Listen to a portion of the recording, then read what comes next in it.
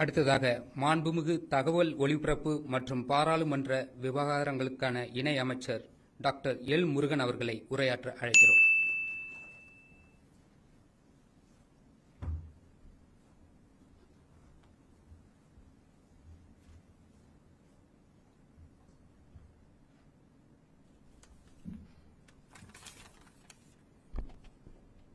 பேரரசர் பெரும்பிடுகு முத்தரையர் அவர்களுடைய நினைவு தபால் தலை வெளியீட்டு விழாவிற்கு வருகை தந்திருக்கின்ற மாண்புமிகு துணை குடியரசுத் தலைவர் மரியாதைக்குரிய திரு சிபி ராதாகிருஷ்ணன்ஜி அவர்களே, இந்த நிகழ்ச்சியில் கலந்து கொண்டு சிறப்பித்துக் கொண்டிருக்கின்ற மாண்புமிகு நிதித்துறை அமைச்சர் மரியாதைக்குரிய ஸ்ரீமதி நிர்மலா சீதாராமன் அவர்களே,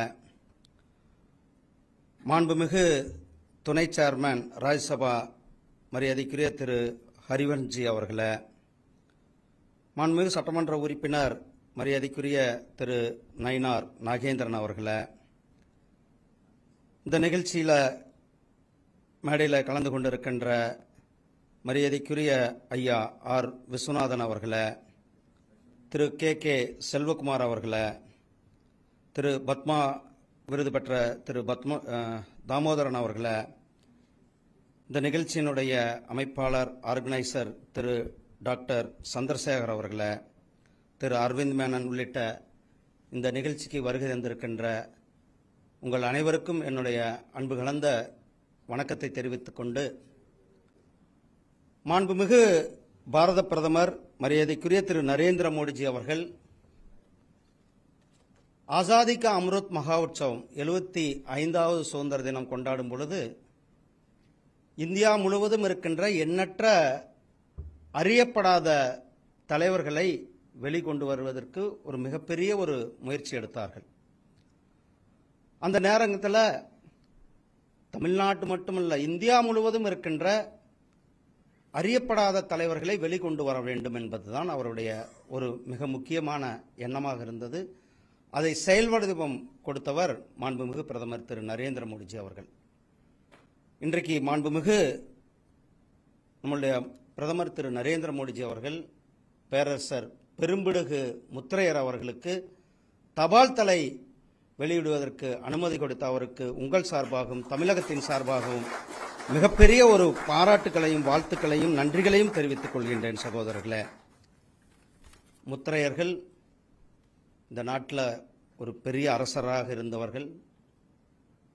இன்றைக்கு காலப்போக்கில் விவசாயத்தையும் மீனவர்களாக இருந்து கொண்டிருக்கிறார்கள்.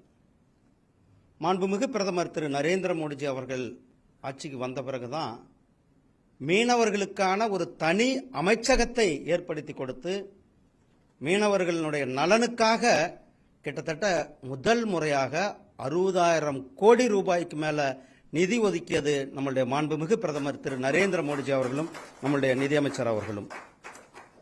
ஃபர்ஸ்ட் நமக்கு ப்ளூ ரெவல்யூஷன் என்னன்னு தெரியாது. பிரைம் மினிஸ்டர் மத்ஸ்ய சம்பத யோஜனா மீனவர்களுடைய நலனுக்கான ஒரு திட்டத்தை கொடுத்தார்கள். கடல் பாசியை ஊக்குவிக்குவதற்கு அம்மா இருக்காங்க. கடல் பாசிக்காக அவங்க எப்ப பேசினாலும் கடல் பாசி, நான் மீனவர் அமைச்சராக இருக்கும்போது கடல் பாசியை தான் சொல்லுவோம்.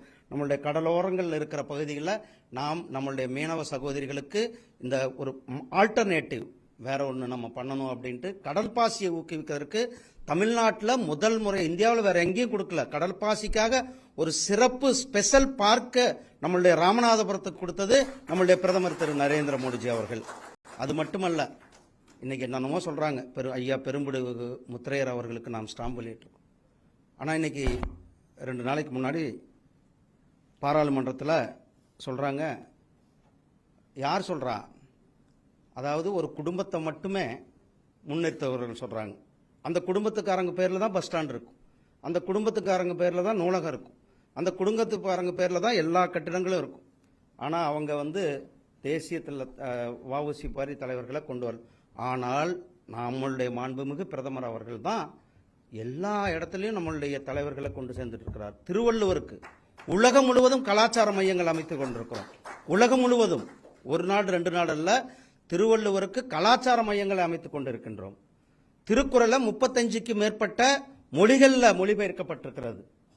அதே போல இன்னைக்கு காசி தமிழ் சங்கம் 4வது முறையாக நடந்து கொண்டிருக்கிறது. ஒவ்வொரு முறை காசிக்கும் தமிழ்நாட்டுக்கும் உள்ள உறவை புதுப்பிக்கும் விதமாக காசி தமிழ் சங்கத்தை நம்மளுடைய பிரதமர் அவர்கள் நடத்தி கொண்டிருக்கிறார்கள். ஐநா சபையில யாதும் ஊரே யாவரும் கேளீர் என்று ஐநா சபையில தமிழ உறக்க சொன்னது நம்மளுடைய பிரதமர் திரு நரேந்திர மோடிஜி அவர்கள். வெற்றி வாகி சூடிய ஐயா பேரரசர் பெரும்பிடுகு முத்தையர் அவர்களுடைய வழியில நம்மளுடைய மாண்புமிகு பிரதமர் திரு நரேந்திர மோடிஜி அவர்கள் இன்றைக்கு தேசத்தை மிக சிறப்பாக வழிநடத்தி கொண்டிருக்கிறார்கள்.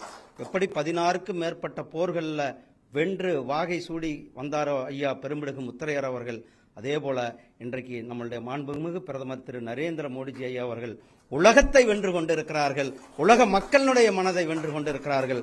சகோதரர்களே, இந்த அருமையான தருணத்தில் உங்களோடு பேசியதில் மிகவும் மட்டற்ற மகிழ்ச்சி.